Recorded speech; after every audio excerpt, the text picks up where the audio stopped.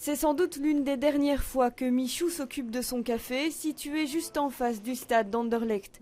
Avec le déménagement du club au Heysel, pour cette passionnée des Mauves, ce sont plus de 30 ans de travail qui s'écroulent. C'est la faillite, on ne travaille qu'avec les recettes de matchs de foot. On ne sait pas remettre notre commerce. Moi je vais avoir 70 ans l'année prochaine. Ça fait 33 ans que je suis ici, que j'ai fait fructifier cette affaire. Plusieurs autres bistrots comme celui-ci sont menacés de fermeture.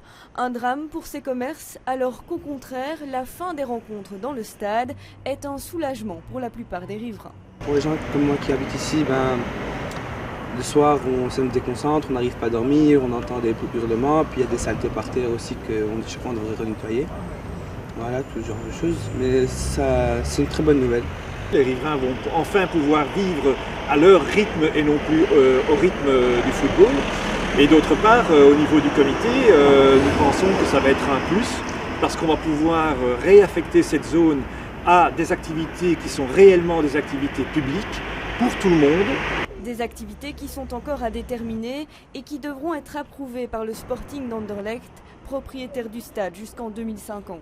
On pense qu'il pourrait y avoir là une salle indoor d'autres sports que le football, mais aussi combiner l'activité économique d'une salle de congrès, que sais-je encore, et aussi probablement du logement.